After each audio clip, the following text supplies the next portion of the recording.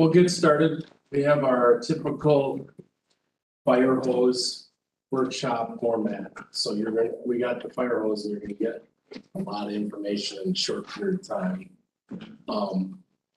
We have guests that'll be introduced later, from Mercury McIntyre, the firm that will be hired to help us, take a look at a funding strategy and likely we'll be doing some lobbying on our behalf, to implement the strategy. And you have received a number of documents from Jennifer and the meet, including a big one today, I think. That was intended to give you some idea of what's going on in the world. So those reports that you have are not endorsements. The one you got today is the tax policy institute or whatever. That isn't an endorsement by staff saying this is what we should do, or this is to give you information that Linda from Will about their recommendations on housing and that. But it's to give you an idea of some of the ideas that are starting to bubble up to the top and that the legislators are reading and looking at, and likely will get press releases and pressure going forward. So what we're trying to do today is introduce the topic, get through some of the significant parts of what we've got, who, what, why, where, when, how. The end product then will be at a public meeting. You'll get at a council meeting, you'll get a legislative draft. And then you will debate, discuss, amend, remove, add things that you think need to be modified. And then that'll be adopted by the council, assuming you want to adopt it. I'm assuming you will want to adopt something. And that becomes the official platform for legislative priorities for the community.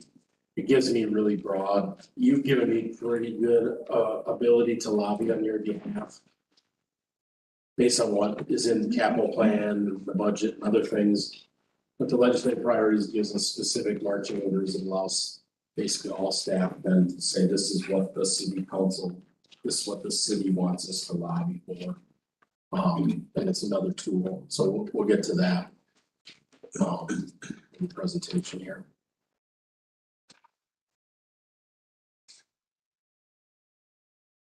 Maybe. So we're going to talk about setting legislative priorities, the why, what the current conditions are in state feds,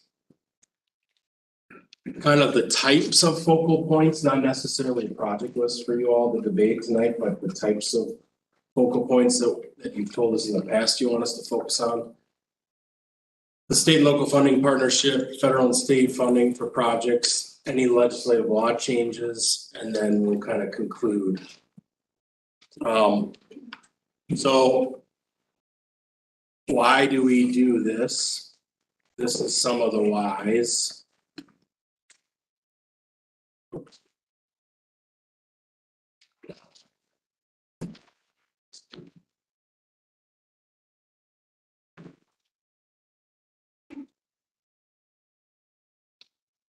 So these are some of the success we've had recently.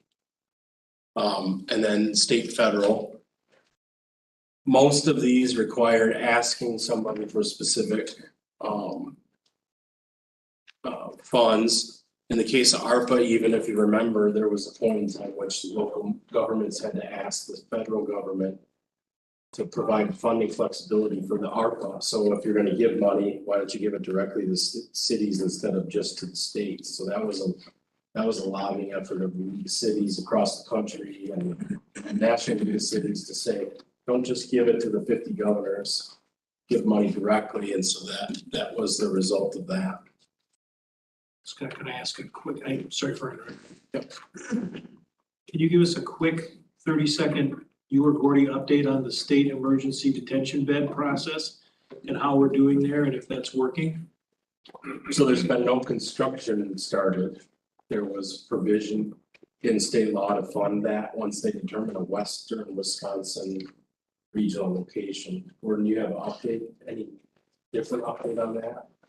The last I heard from Senator Jesse James was that they did receive the money for two facilities in Eau Claire area or Chip area there where they're gonna add to an existing hospital, a total of 32 beds, some for juveniles, some for adults. And then they're gonna be opening it up for emergency detentions, is what I was promised. So the governor gave 15 million for this new facility. The status of it, we're waiting for construction. Right now, we're still driving over to Hodge.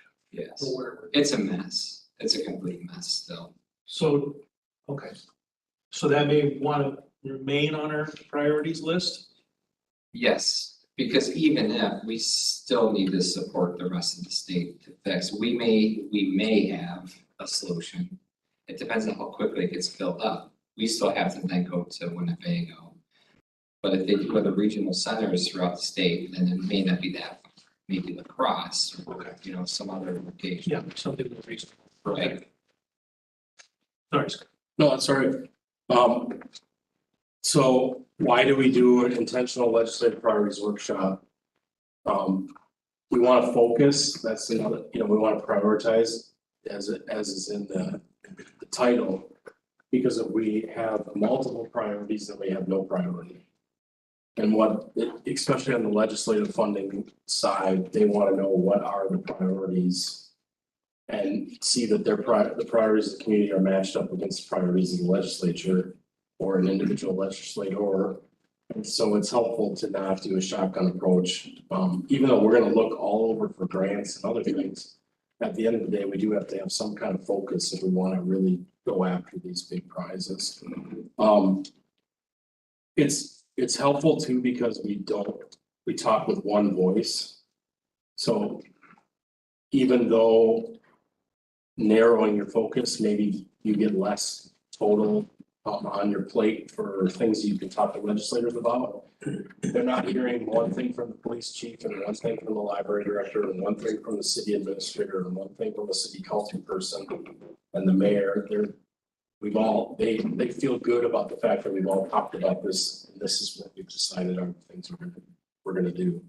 So we're trying to establish ourselves as a leader of this. River Falls is not doesn't have a long history of going to the legislature and asking for things.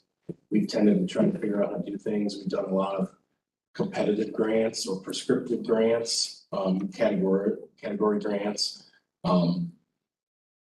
We want to keep doing this because the council has told us in our strategic initiatives, financial sustainability is one of the important goals.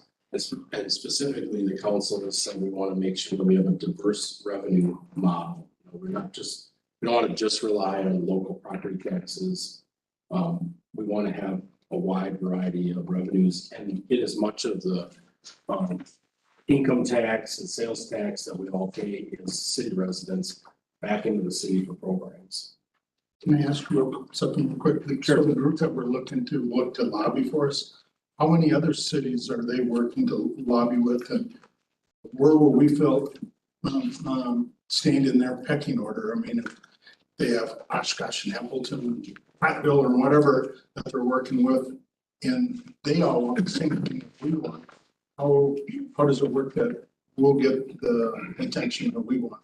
That's a question that I think is good to be teed up for them. I'm going to answer that when they introduce themselves. Okay. But in essence, we are the city in Wisconsin that they're representing. There's no other city? Correct. Oh, and then we think the other reason why we do this specifically this year and for the next 4 years is there's just a wave of federal money. It's an incredible environment that we're in. It doesn't look like it's going to change. We can determine that we don't want to go after the money, but it's going to go to Texas and California and Ohio and other places. So this is really, in the time I've been doing this job, a pretty unique time in the history of local governments for the access to federal money. And so I want to talk a little bit about the current conditions and then get to Merchant McIntyre and your questions. maybe. So just quickly review for everybody. State of Wisconsin is in split government, federal government's in split government. I'm in party control. So there, Wisconsin has the governor and legislature that are split. Wisconsin has a $6.6 billion projected surplus just for 23. The 24 and 25 surpluses are even projected to be higher. They're not even talking about that. But the same folks that do the estimates have shown significant increases. And that's if there's no change in tax law or operation, the business of government. On the federal level, we have Joint Finance Committee is still key for state. So if you want to get stuff done in Wisconsin through the budget process, it's a Joint Committee on Finance. Representative Zimmerman is on that committee, and he's in the controlling Republican caucus, so that's helpful. Federal government, split government, President, Congress. They passed the bipartisan infrastructure legislation bill, or otherwise called the Infrastructure Investment and Jobs Act. That was November of 21. That was a $1 trillion, and that was $500 billion in new spending over 5 years. So they had a bunch of renewed spending, plus basically doubled it. And then fiscal year 22, the congressionally directed spending or earmarks are back. 9.1 billion. There was about 5,000 projects across the country that got funded. And that's part of the $1.6 trillion federal budget. Just to give you some. We got two in this area. We talked about this at St. Croix EDC a minute ago. $950 to the Star Prairie Nature Center and $4.6 million to the St. Croix Valley Food Shelf and Huts. Yeah, and then the same earmark type work is what the biosolids. You got the money for shared biosolids in the last. So Senator Bolden's office in particular has indicated a desire to get more of the money into Wisconsin and specifically help us with our projects. So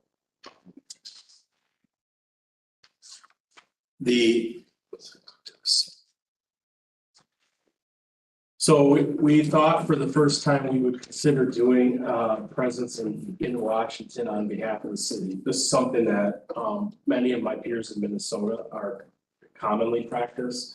Not only do they hire lobbyists for the federal government, a lot of cities of our size and bigger in Minnesota hire lobbyists to lobby their state legislature. I'm not proposing that at this point. At this point, we think we've got good relationships and we're going to try to work that in on the state. But the federal help, we don't have really good resources.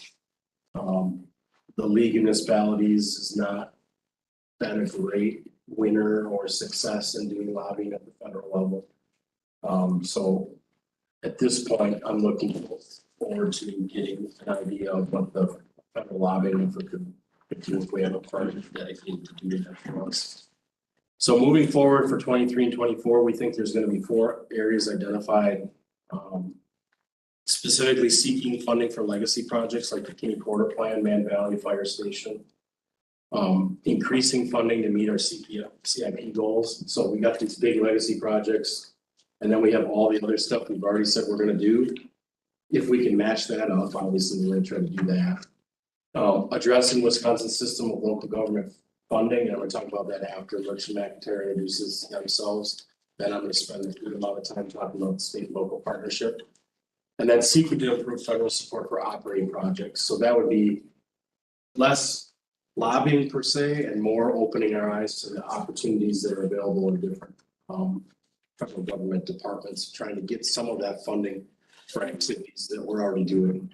Or planning doing, for example, economic development or flood studies or other programs, law enforcement, things that line up with our rate of operating, because there's money spread across the whole federal government in all kinds of different departments. And some of that is going to be earmarked in the direct directed spending, but a lot of it is also gonna be just in the programmatic stuff, like, Department of Commerce, EDA, like we were successful with the Innovation Center.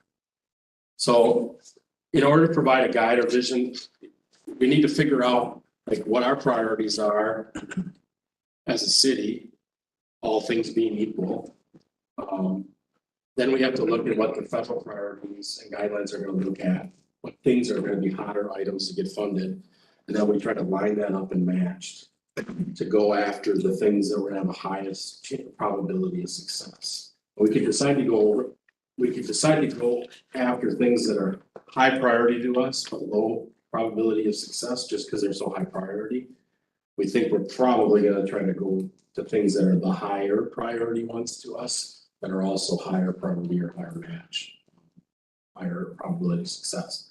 In order to do that, Merchant McIntyre is putting together kind of an action plan for us, or a strategy document that will try to help us better understand. After a series of interviews they did with staff, looked at a lot of our adopted plans, they'll be putting that together. So I guess I want to get to them. We're in pretty good shape for time here, I think, according to our plan, but I want to get to Merchant McIntyre. And then if they don't answer your question, Councilmember Bjork during their introduction, then we'll ask that, but we can start that off with the number one question to them about their representative and how it works. So with that, I think I'm gonna stop. I'm gonna try to stop sharing. Oh, is that? Yeah, stop sharing. And then I'm gonna introduce, Brent, are you gonna start? I am.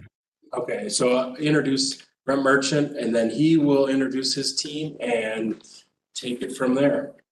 Thanks, Scott. And I'll start by commending all of you for taking the time at 5 o'clock on a Tuesday to work through legislative priorities in a strategic fashion.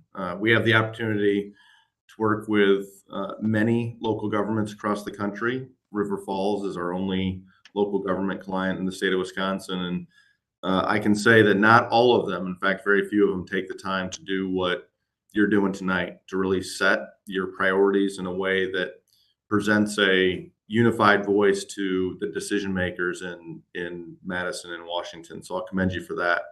On the phone with me today is the key team for River Falls. There are others in our office in Washington who will be working on your behalf, but the core team is made up of myself, Mark McIntyre, who you can see there. He puts the McIntyre in Merchant McIntyre and has been doing this work for a long time. So he brings a great deal of historical experience and relationships in Washington that we'll be leveraging on behalf of River Falls. Tristan Southard, you see on the screen there. He is the newest member of our Merchant McIntyre team, having just come off of Capitol Hill as a deputy chief of staff and legislative director, providing us with just very specifically insight into what the Congress appropriated on December 23rd and how we can attack those priorities and those funding accounts to the benefit of River Falls. We're also joined by Fiona McLeod on the phone today, a member of our team who is digging in deeply on a couple of grant opportunities already that we've targeted for the city that we think could benefit you on the economic development front and on the public safety side as well. We work for, as I mentioned, local governments across the country. We also serve healthcare clients, hospitals, health systems, and colleges and universities. We serve nonprofit clients. Our specialty for years has been in identifying and securing competitive grant funding and building on that to include funding that comes through the appropriations process. As Scott mentioned, the availability now of congressionally directed spending, or as folks outside of DC call them appropriately, earmarks. So we're excited to get to know River Falls. We've been highly encouraged by the leadership and the staff's passion for the projects and the priorities they've described to us in the meetings we've had thus far. And I would reiterate a point that Scott made. Now, we believe strongly that the timing right now, the current reality, current conditions in Washington are unique. The availability of dollars through a number of pieces of stimulus legislation, the combination of the bipartisan infrastructure laws, surface transportation, water, wastewater, and other infrastructure opportunities, as well as those programs that continue to be appropriated through the regular appropriations process, presents a massive amount of opportunity for the city. So our charge, as directed by Scott and by his team, is really to make sure that we're prioritizing those grant programs and those earmark opportunities, those legislative opportunities that we can truly impact, and to make sure that we align those with city priorities, both those priorities now, current funding needs, as well as those that move down the road as well. We take a very strategic look at federal funding. Our goal on every opportunity we identify is to be able to secure or to write and then ultimately secure the grant funding and to plan for that even before the grant is announced. So when, for example, the Congress signs an appropriations bill into law on December 23rd, we are using that law and the provisions in it to predict what grant programs are coming and when, and what the priorities, the scoring criteria are going to be, so we can try to win that grant or do everything we can to win that grant even before it's announced. There's a lot of work that goes into grant opportunities. There's a lot of work that goes into earmark efforts. If we can stretch out the timeline, and if we can really truly function as your boots on the ground, which is what I think our day-to-day assignment is on your behalf, then we're gonna make that effort more reasonable for folks on the city team who have day jobs and aren't going to be able to be spending all their time writing grants or pulling data. We're going to be able to spread that work out a little bit and do a lot of it on your behalf. To be specific about the timing, something that Scott's been clear with us about, and just so you all are aware, we are specifically seeking grants that come from federal fiscal year 23 accounts, grants that have not yet been released. To the point I just made, we're also planning for federal fiscal year 24 grant programs that have not yet been announced, but that we know are likely to be appropriated or have been included and plussed up by the bipartisan infrastructure law, which gives us an ability to plan ahead over multiple cycles on major surface transportation, water, wastewater, and other infrastructure needs. So we're talking about fiscal year 23, fiscal year 24, as well as on the earmark side, and the bipartisan infrastructure law as the pieces of legislation and the funding that we're targeting from a timing perspective. I'll let Mark on our team add any additional color commentary you'd like to add, and then I'd be happy to take questions from folks around the table. Yeah, thank you, Brent. I just want to make three really quick points at the risk of being redundant, but in the spirit of over communication. So earlier, someone said that the situation in Washington, D.C. is pretty unique. It's not pretty unique. It is unique. It's unprecedented. There are hundreds of billions of dollars now flowing from Washington, D.C. that have never flowed before. I've been living and working in D.C. now for 38 years, and the amount of money available to local governments like River Falls is unprecedented. That's point number one. Point number two, I love that someone in your group asked the question, well, how do we know that Merchant McIntyre's top priority is going to be the city of River Falls? Because that's a question that we've asked ourselves since the day we founded our agency. And I wish more people asked that question. The reality is, as Brent said, we serve exclusively nonprofit institutions and organizations, and we work with integrity. And that gets manifested in a variety of ways. One of the ways it gets manifested is we are assiduous about avoiding conflicts of interest. So in the state of Wisconsin, we have successfully represented Fort Healthcare in Fort Atkinson.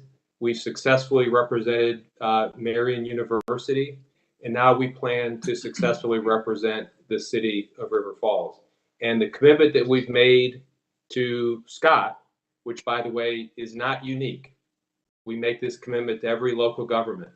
If once we start getting the dollars to flow to you, some other local government approaches us and says, we want you to work with us, the first call we make is to Scott. And the person who gets to decide whether that represents a conflict is Scott. Last item. You can imagine that those of us who make a living as registered federal lobbyists, depending on the audience, we get made fun of, or people have a negative reaction to us. Here's how we approach it. The U.S. Constitution, in fact, the First Amendment to the U.S. Constitution guarantees the right of every citizen to petition the Congress. Nowhere in that document do you get extra style points if you do it alone. The reason folks like you hire folks like us is because we're experts in the process of winning federal funding. And we always encourage folks when they evaluate a federal grants agency like ours, a federal funding agency like ours, one question people ask is, gosh, shouldn't we retain an agency that's local? And the answer to that is absolutely. Local to Washington, because that's where the decision makers are, and that's where the decisions get made. So thanks for the time. And I think, Brent, what we want to do is turn the microphone back to the folks in River Falls. Thanks, Mark. Yeah, any questions, Scott, that you want to tee up, or from others in the room? Is your question? Yeah, my question was answered.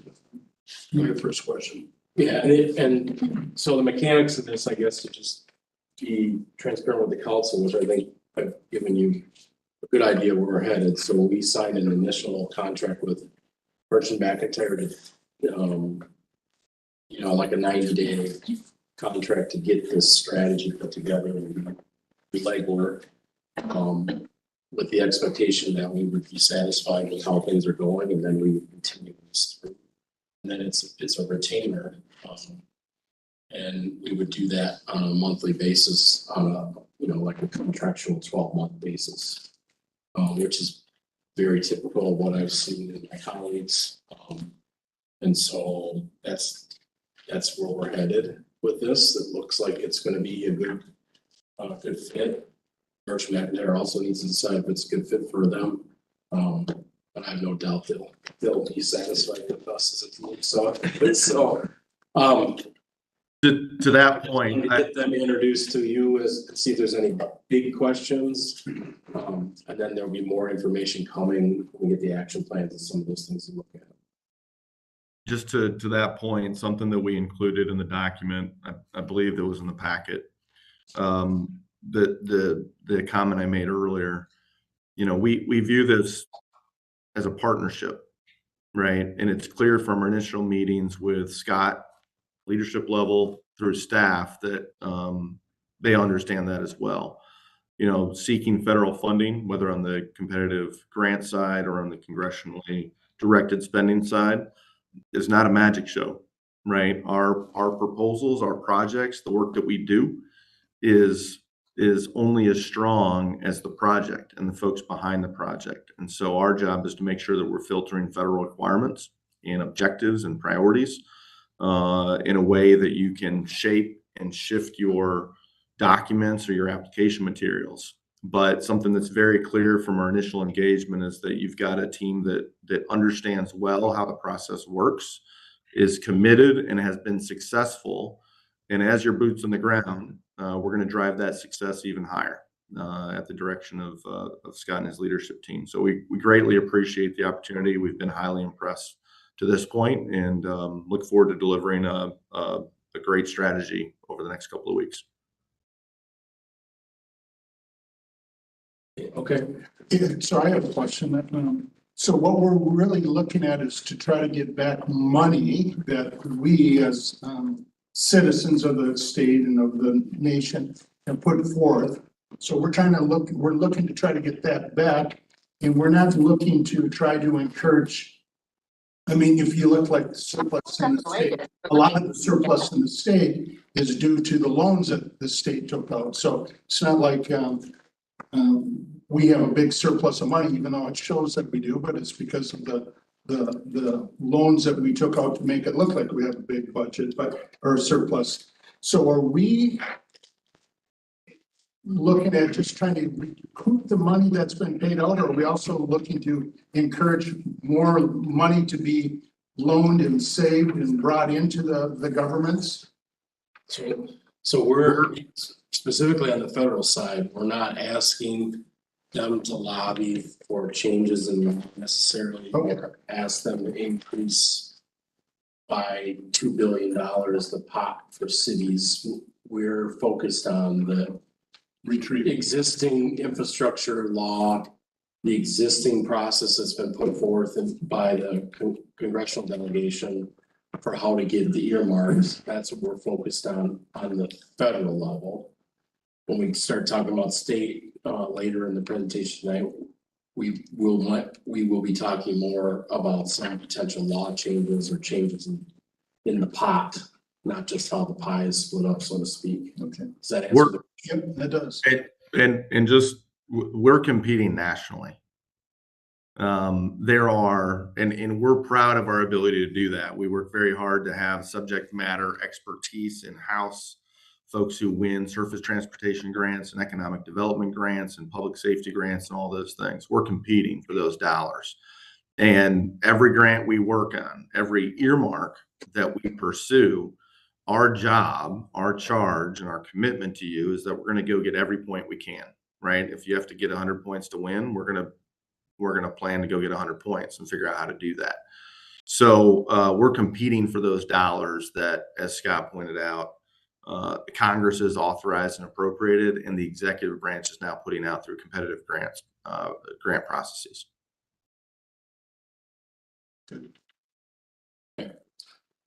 So I think our commitment to Merchant McIntyre was we'd let them leave when we were past this point. So I appreciate all of you being on. You are more than welcome to continue to join our public meeting, but it's 6:30 in DC, right? So Well, we appreciate it again. I said we appreciate the opportunity. It's been great to get to know you virtually. Mark, Tristan, Fiona, and I have already talked about our excitement to come up and see things in person, to have you in DC with us. And so we'll look forward to getting to know all of you further in the coming months. So thank you for having us. thank you. Thanks. Okay. Thank you. Appreciate it. Bye now.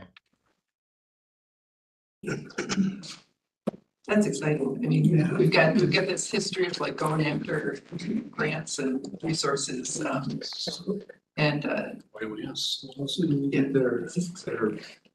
Get their plan.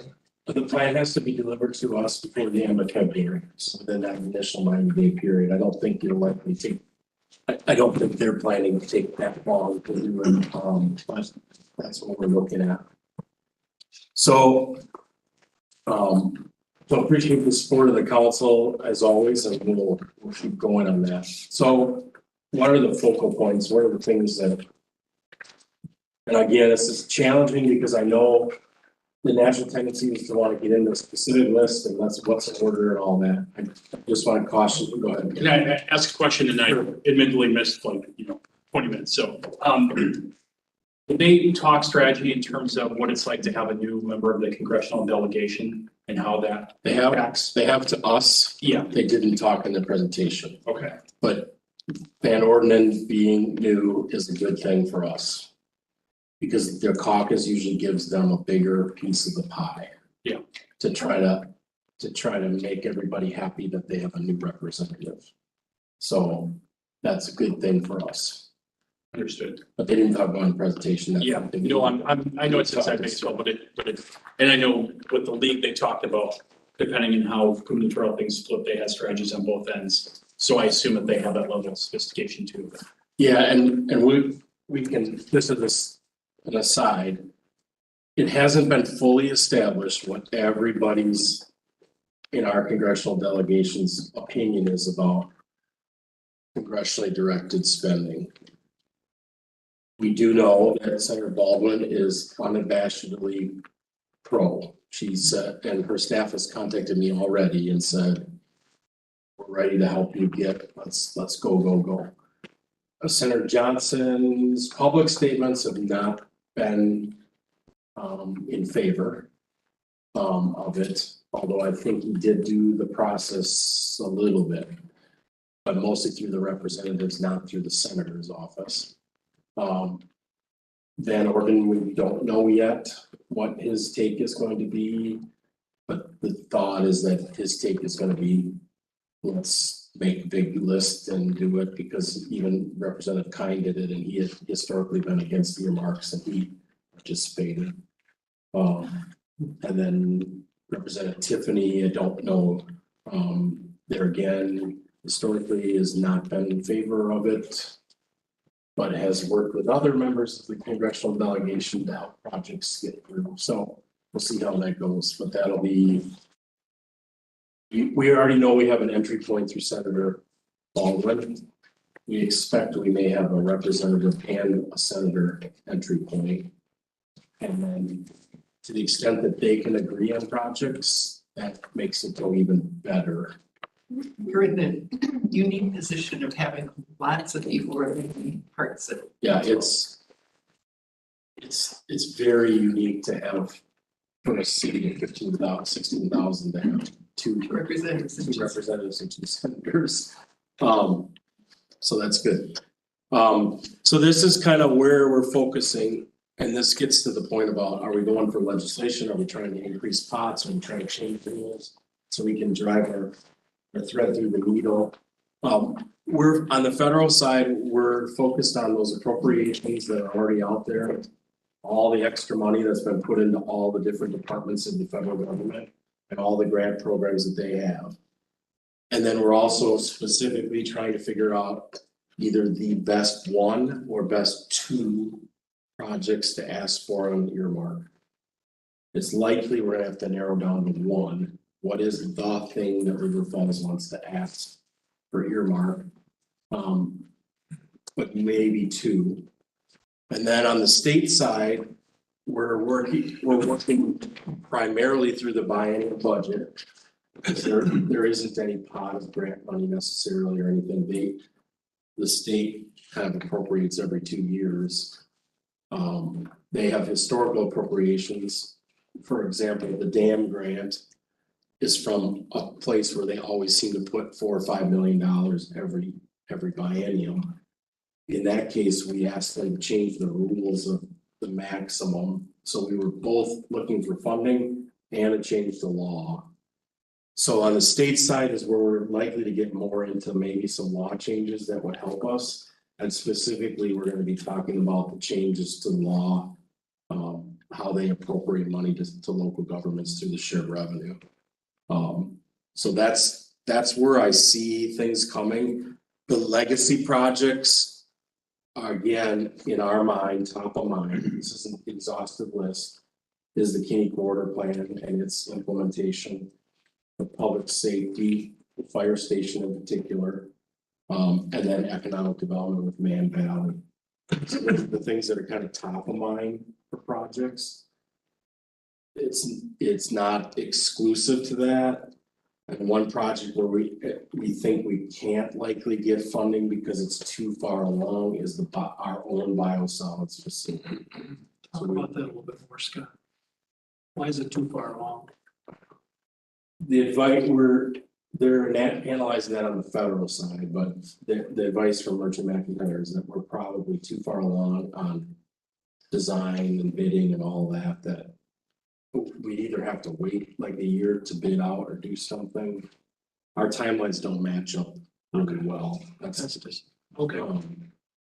So the angle on that biosolids would be more the prescriptive grants through Department of Energy, Department of Interior, US Rural Development. We might try to leverage like a no interest or reduced interest loan on USDA, but that's not necessarily a lobbying effort. That's more of them helping us Yeah. write the points and figure out exactly how we position that project. But that's probably, as a legacy project, that'd be one we'd have at the top of the list. but the timing is a lot harder to kind of get into the Okay. federal, we think. And we're not, to this point, and I think that's something that we want the council to talk about with us. You know, Just ask really quickly, Sure. JFC is joint finance. Joint Finance Committee, sorry. We, as staff, without additional direction from the council, are likely to focus on already identified priorities. That doesn't mean something you talk to me about in a one-on-one. It means something the council has already, as a group, talked about. You obviously are not restricted to that. You individual council members could say, you know what, I've always wanted a senior center on the south side, and now's the chance to do that. And some councils in some cities, that's exactly what they're doing. It's kind of a free-for-all within their elected body. They're just individually working with their delegations. So if Councilmember Odine and Morissette are both interested in a project, they just call up Senator Baldwin's office and say, this is what I want. I highly don't think that's a recommended strategy, but I can't say it doesn't work because we've seen it in other cities where they're just kind of all doing their thing and whoever can get the ear of the congressionals. Obviously they'll want a resolution at some point from the council, but so you know, we're not kind of trying to invent. And even on the staff side, and I got all kinds of things that I have, you know, if I had $5 million, would, what would I do with it?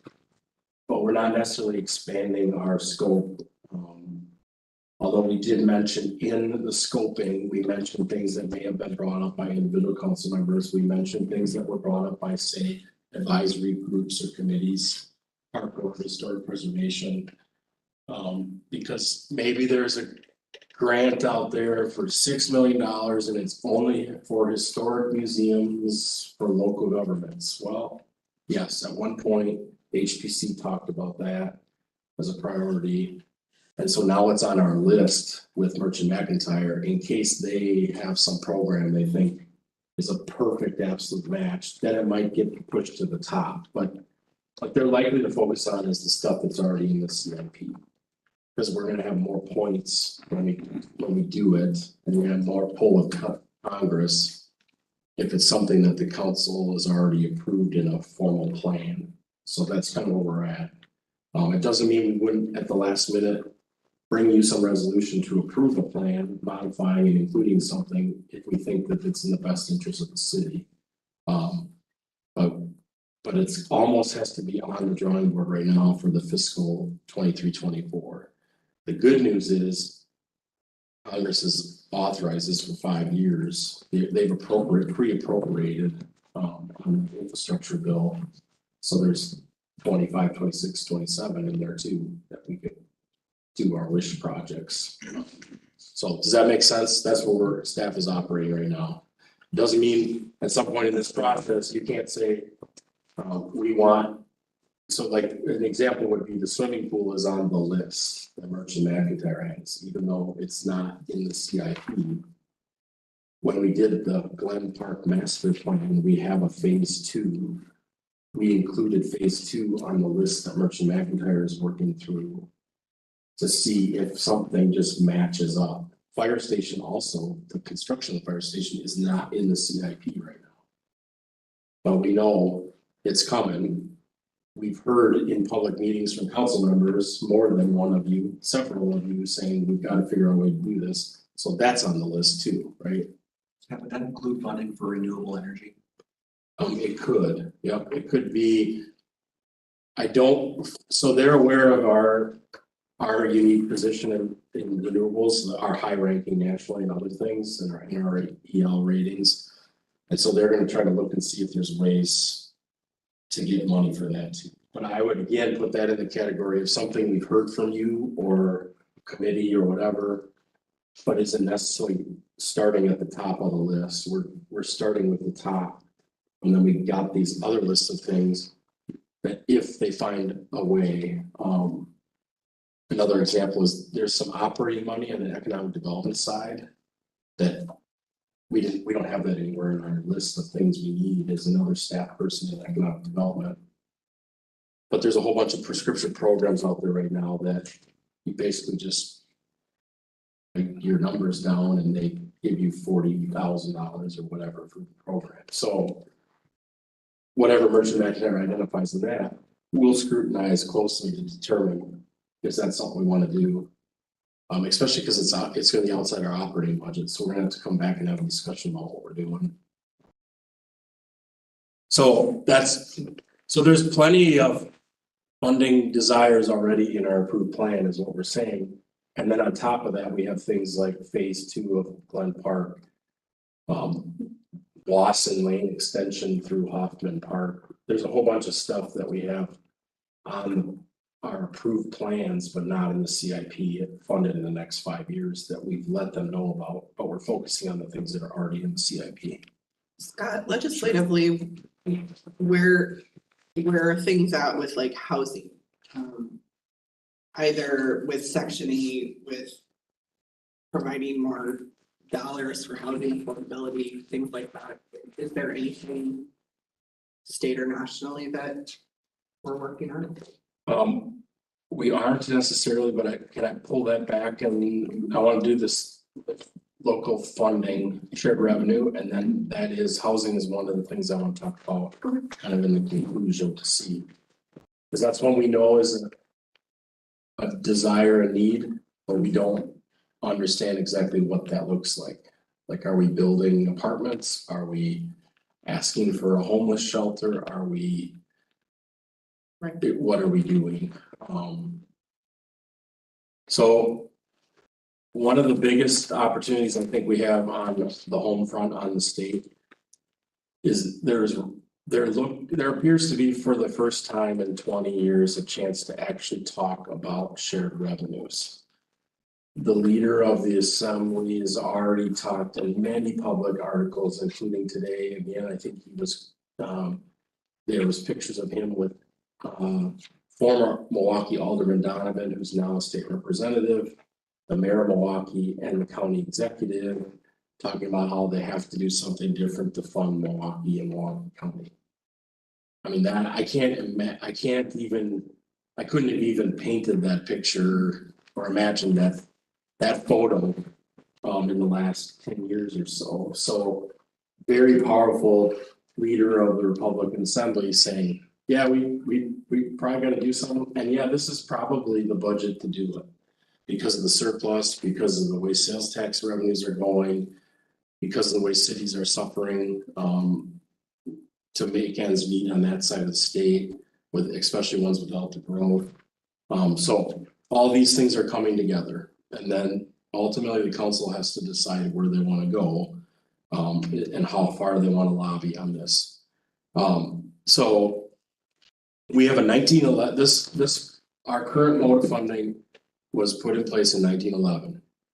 Income tax in Wisconsin was passed for local governments, and at the time, the state agreed to do an income tax and give all of it except for an administrative fee to the cities, because that's where all the services were being provided.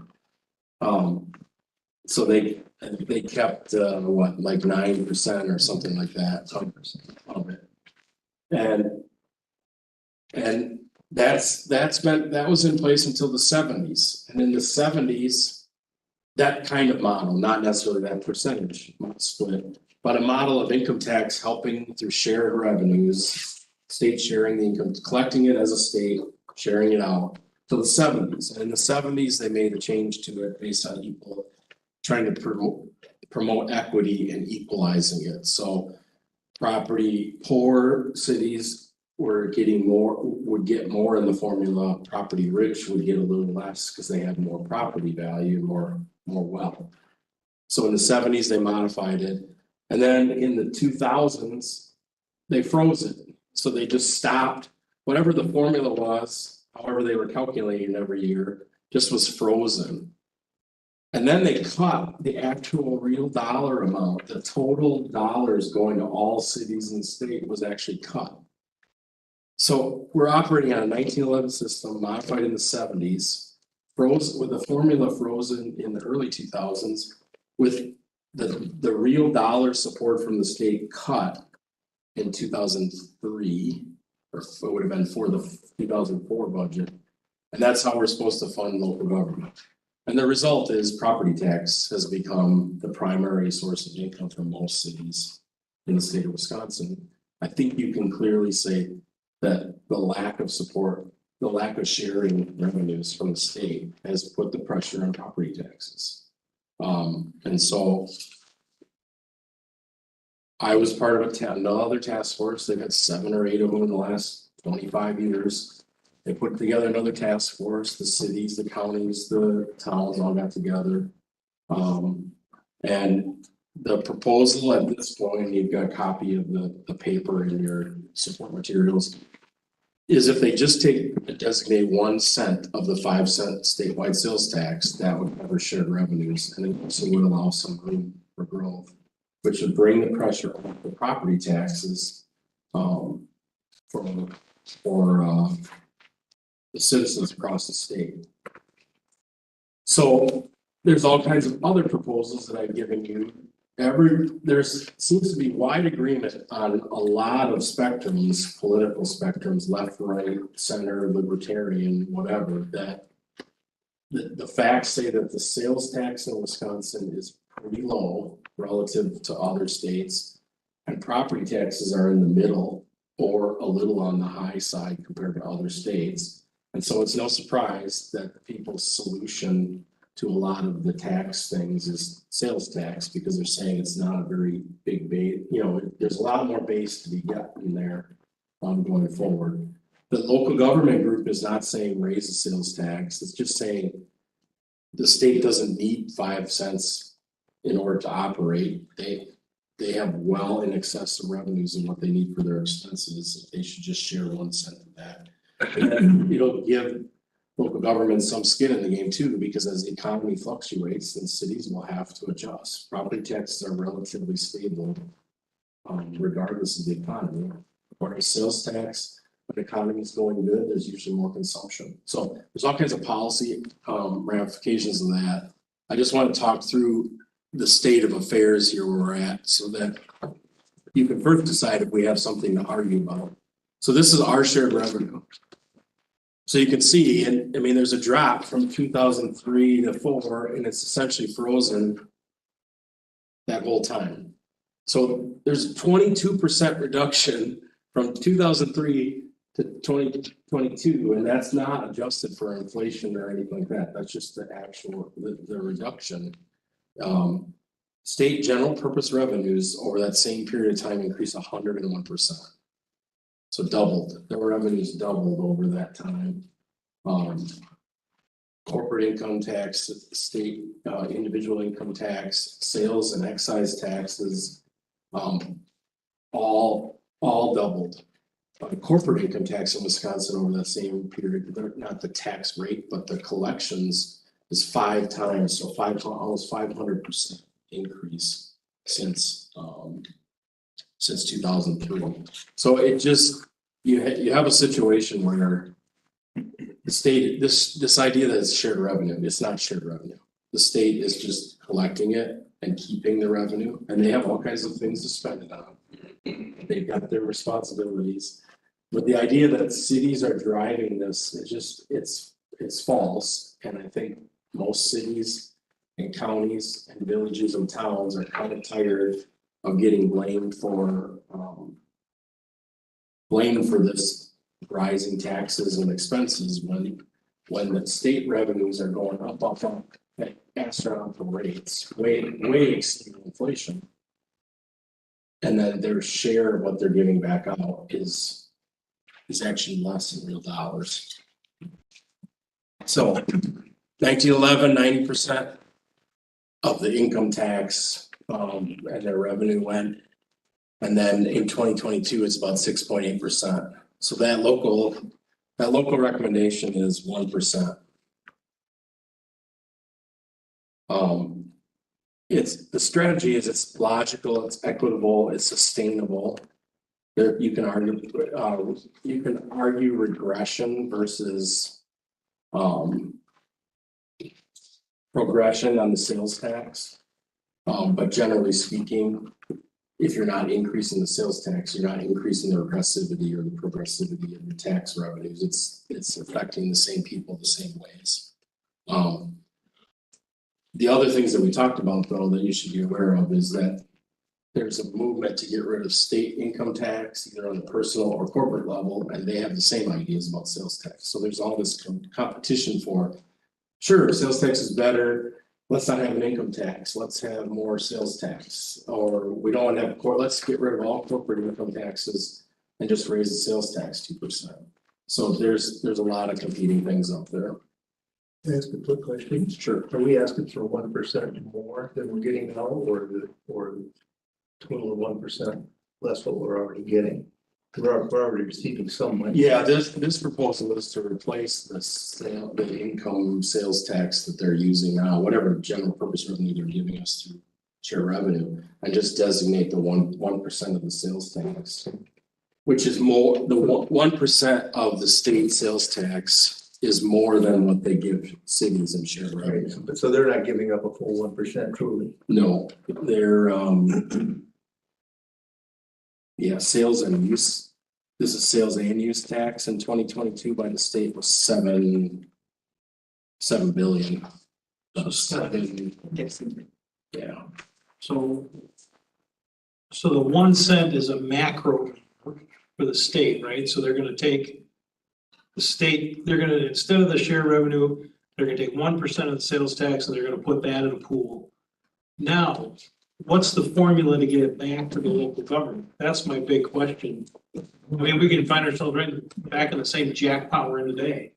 Yeah. How do we get it back? How do we? They have to put that has to, they have to do that in the legislation that they change. So we're not recommending a specific formula. It could be per capita, it could be equalization formula, it could be everybody gets at least what they have now and some increased modifier. It could be everybody gets what they have now plus 2%, 3%. But from the league standpoint, for instance, I'm gonna use them because they're supposed to represent us. From the league standpoint, doesn't it behoove us to go to them with what we want as the model, as opposed to letting them come up with it? I mean, I think we should be pushing the league or have a model that we want and say, this is what we propose. Yeah, the league is suggesting that the current model is so bad that it can't be worse, whatever it's come up with. I think that's a great strategy. Well, but that's the strategy that has been used in other types of things like this in the past. It gives the legislature more ability to argue with themselves in negotiating craft. But yeah, there's risk involved with that. But they're just saying you're starting to pour money. There's some hold harmless types of language in the proposal saying, no city should get, city, village, town should get less than they currently have. Well, and it also sounds like, I mean, it's rather than this frozen pot of money, it's like it breaks that cycle and like indexes it to the sales tax again and have like a, 1 cent is kind of a cute way of suggesting how much it should be. So, I can understand that being like the start. I think if you can't, I think the thought by the towns, the cities, and the counties is if you can't get them to agree to use this methodology, that they'll just use the argument about who gets what and how do you get what, to just say, well, it's too difficult to clean up and not do it. Too complicated. And the towns, the cities and the counties are agreeing with each other that they're not going to backdoor do that, so that it gives the legislature the ability to say, well, counties should get 20% more increase, but the cities want this, and so therefore you guys can't agree, we're going to go away. So they're saying, hey, the system you've got doesn't share revenues. Let's figure out a way to actually share revenues. You have lots of revenues. We've had a lot of restrictions on our revenues. We're providing a lot of services that everybody consistently finds critical to their life, public safety, health, welfare. You should be giving more, people want more of their income tax and sales tax to go to back to cities. Scott, do you know if the league is partnering with the Wisconsin Towns Association on their recommendation? Yes, so it's the towns, the cities and the counties. And then they're trying to get into that, eventually they'll try to get in that coalition like the realtors and others that want to see cities succeed, but have generally been anti-property tax. Because this is an alternative to property tax pressure. It's property tax relief is how I look at it. So yeah. That's what it's traditionally called before it was called that. So to conclude and then give you a chance for a little bit of discussion here. We're focusing, even though you saw some of the memos, some legislative changes that could happen in housing and zoning and law enforcement and others, the focus is primary. I just want to be honest about the fact that we're trying to get money. I mean, the focus of this legislative priorities in our mind as staff is to get more money in the city for their already identified priorities. I think when it comes to law or lobbying against laws, what we're using as the main kind of general thought is maintain or increase local control. So to the extent that the landlords come up with a new legislation package to stop cities from regulating building permits or whatever, I think our status quo stance is going to be that cities can figure that out. Don't preempt us from doing stuff. But I don't know that we're going to be really aggressive in trying to change state laws related to the operation of cities. For example, I don't see us being successful in going to lobby to get back rental property inspections, right? We've been preempted essentially.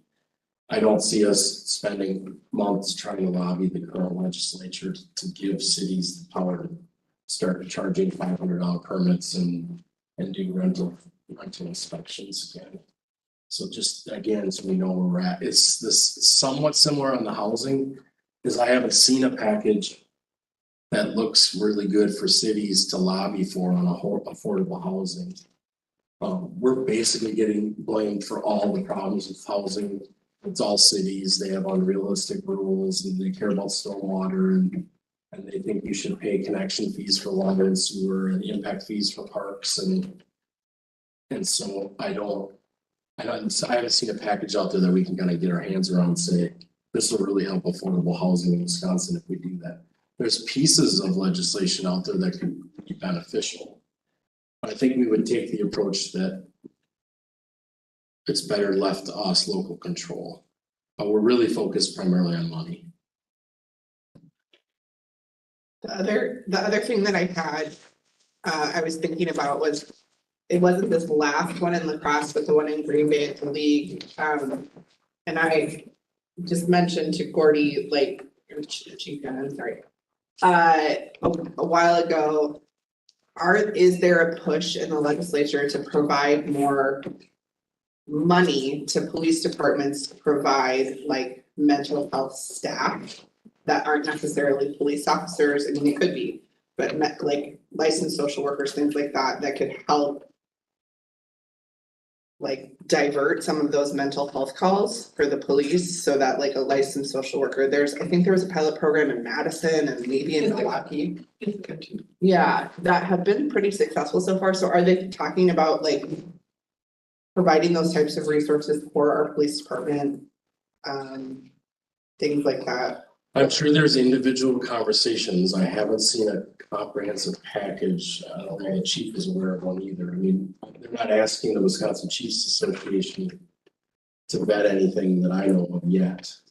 No, I know HHS is pushing for a civilian response for mental health.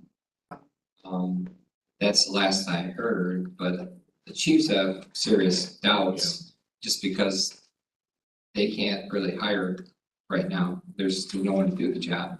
Mhm. So, and St. Croix does have emergency responders now, and they have 2 of them. And one of them took another position, they backfilled it, but that's what I see as being the issue, is keeping people in those positions. So until there's something guaranteed that help us, I don't know right now. Yeah, I think the program in Madison had like an EMT, so to deal with health, physical health issues, and then a social worker to deal with mental health as well. And then obviously like they had radios to call an armed police officer if necessary. Yeah, we would be all in favor of that. Yeah, That'd be yeah. I thought it was great. I thought it sounded great. But again, because We think that public safety will garner some support somehow in the legislation. So at first, before there's any of these other proposals floated, one of the things is that they were gonna increase shared revenues, but it was only gonna be based on the public safety budget. So, they were gonna eliminate the property tax cap implications of your public safety budget. So you could You could have raise as many. taxes infinitely if you put it into public safety. Correct.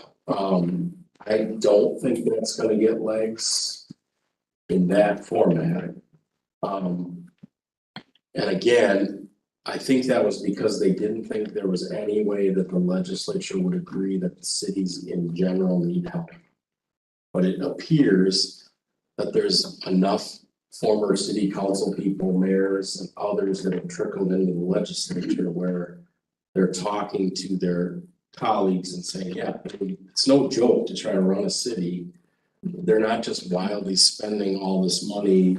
They're trying to get basic services out. And they do a pretty good job of it. And we have a fair amount of healthy revenue that's coming primarily from people who live in these cities who want the services. And so that's kind of where we're at. So I think public safety, there'll be some stuff. I think they might decide to do grants for police cars. They might do other things that they think kind of shows a visible support for law enforcement. In particular, but also fire and ambulance.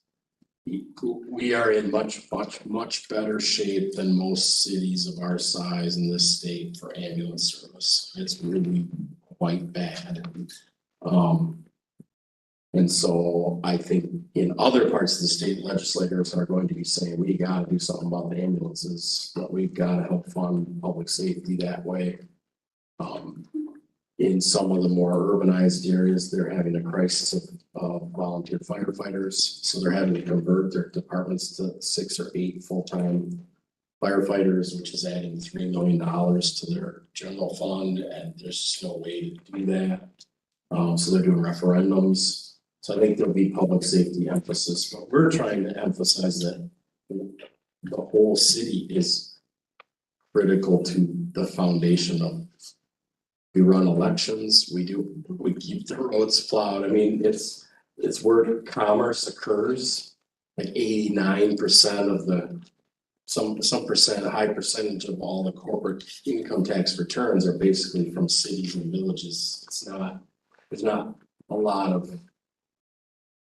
of big corporations or big corporate income taxpayers outside of the urbanized areas.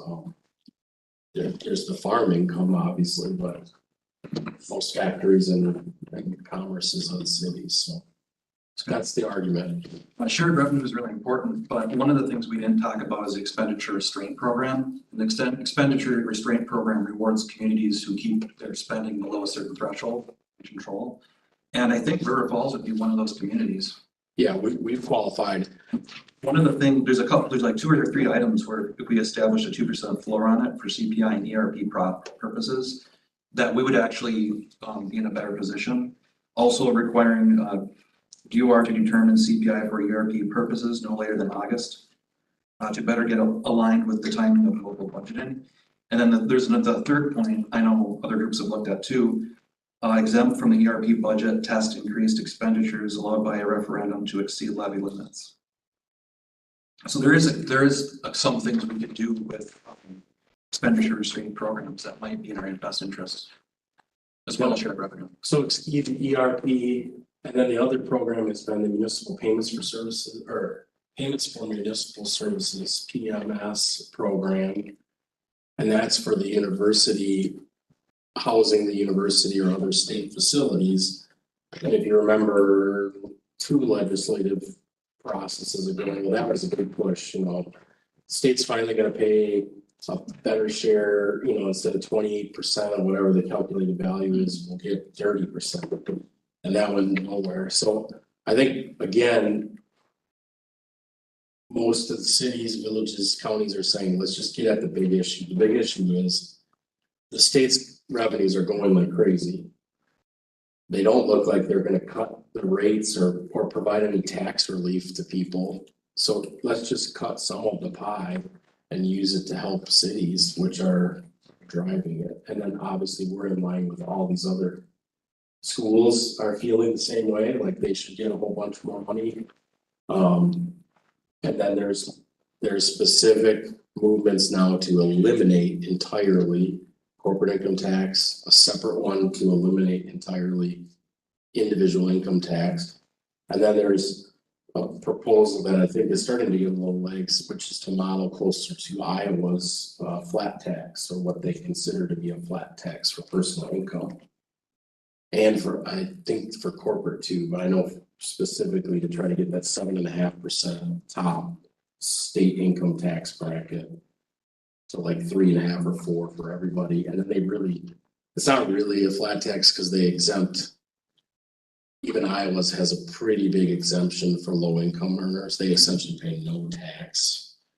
So it's still reasonably progressive past the lowest income earners.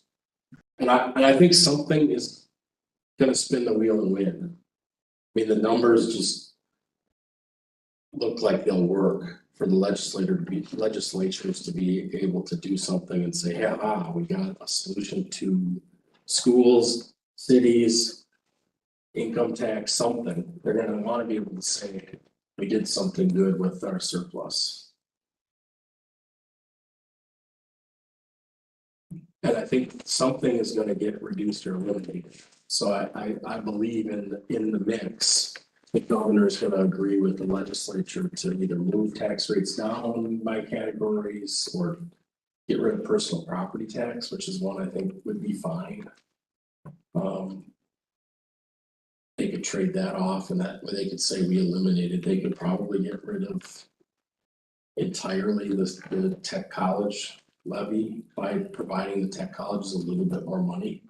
So I think something will give, but I don't have a big prediction. My prediction is we're gonna go out and be very aggressive about getting federal and state money. That really isn't federal and state money, it's our residents' income and sales tax. And with the thing with the surplus is any of that money is only one-time money. It's not systemic change money. So Yeah, it is. are they talking about systemic change as well? I mean, the formula thing would be systemic change, but like with schools and other things, like the surplus has to be looked at as one-time money. Yeah, I think some of them are looking at it as one time and some are not. The state, of course, does not follow generally accepted accounting practices. So they're not forced like we are, and I have no problem doing it. Because we would do it even if we were not forced, but I mean, they have to count revenues as revenues. We have to count our revenues as revenues and our expenses as expenses. And they have to occur in the periods when they're actually gonna occur. And the state still has this issue where they often count revenues early and expenses late to make things look better. I think in this case, though, it actually looks like the state has a real legitimate surplus. And it's been caused by a huge increase in sales tax, but also a huge increase in corporate income tax. I mean, the corporate income tax collections, again, not the rate changes or anything. It just looks like corporations had to pay a lot more taxes. So either they weren't getting the manufacturing tax credit or it ran out, or they had just huge gains that they haven't had in years.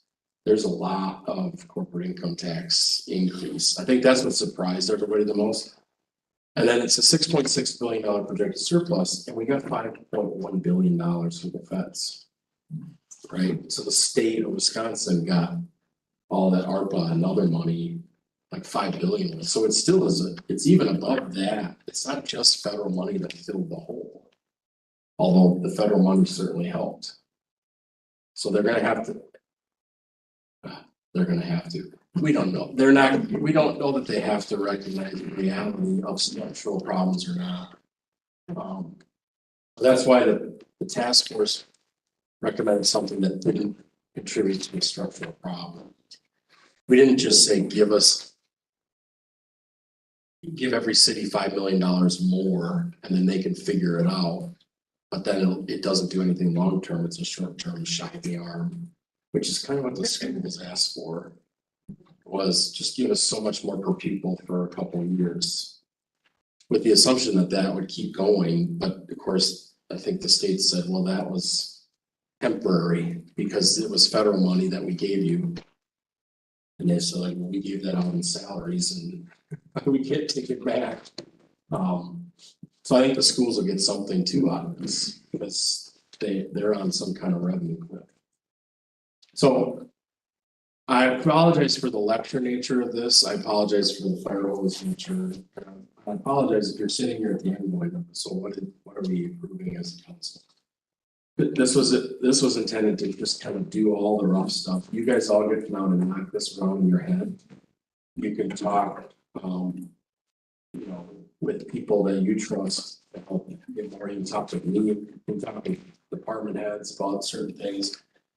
The call to action is to be more aware. I'd like you to follow as best you can. I will try to get you news from Journal Sentinel and others to see where all this wind is blowing. The mayor and I want to tentative appointment with Representative Zimmerman. We'll get one set up with Representative Petrick. We'll get one set up with Senator Smith and Senator Stachel. And so then we'll also have to decide if we kind of bring the legislators in here at 4 o'clock and you grill them. We're going to try to look at strategy. And then we will likely ask some of you to either go to Madison or join a Zoom call or use your other connections. Again, once we agree on what the legislative priorities are, we want you to use your full network to try to get those resources in. Merchant McIntyre talks a lot about us going to Washington. My general take on that is that's why I hired you. You're already there. But to the extent that they make a compelling argument that the mayor or the council president or the chair or the council rep of the library board or whoever, if they say this person is really who we need to come to Washington, meet with this staff person or this department employee, I don't want to not take their advice. They look at that. I'm also not looking to take a trip to Washington. Has anyone else here, you were in utility, has anyone else here done the American Public Power Association lobbying event in Washington? I did. You did? Yeah, so it's like they so met with, Representative Kind, we had a session with, kind of a bigger session with Senator Johnson. It's like, here are your people. So, I think there's some place in that, like the person who lives in your district, they're in front of you is a little bit different than a lobbyist. Yeah, and they definitely don't. Merchant McIntyre, remember, is a group very good at telling people what they want to hear. So, I mean, Of course they are. so we have to always, Jennifer reminded me that the other day when we were talking about it. Yeah, they're really good at making you feel special. But Congress is a lot like that too. They're not that interested in seeing the city administrator. They want to see the council from the mayor. So it's possible that we decide as a city that we want to spend some money to send you out to Washington, a group of you or one of you or two of you, because it may be the way to get that. I mean, I did it for the EDA. The chancellor and I, and Lynn Nelson flew to Chicago because we knew there was power in the face-to-face and it was successful. We definitely wouldn't have got that by just Zooming them or calling them up on the phone. So some of this might take it. On the other hand, I'll give you, so here's the anecdote about Platteville. So Platteville gets $7 million earmark for the fire station. And I just looked at it and I know Adam, he's now left Platteville, but he was the city manager at the time, and I was just like, God, son of a gun. They must have had it all planned out and everything, laid out what they wanted. And Chief Cash called up the chief down there like, no, we just had we had a concept drawing and we had a budget of 14 million. And so they asked for 14 million for the earmark and they got 7. So now they've got to decide how to build the fire station because they didn't really have the full plan or anything, but it was just included in Kyne's round of. And there was a whole bunch of fire stations. That was a popular thing. So hindsight, if we would have known, we thought it was crazy to ask $2 million for biosolids. Like we didn't even understand that was. We thought that was a hard thing to get. And turns out it was like, they were like, sure, gonna have that, or no big deal. Why didn't you ask for a fire station? So now other cities are seeing that, so now they're getting their list of fire stations, and it might change to something else this next round. All right, so hard stop here, you gotta go to the council meeting, but. Just a quick comment, Scott. I'm on the St. Croix EDC board, I'm on the legislative committee, we met just prior to this meeting. They are getting ready to go down for their annual lobbying in Madison.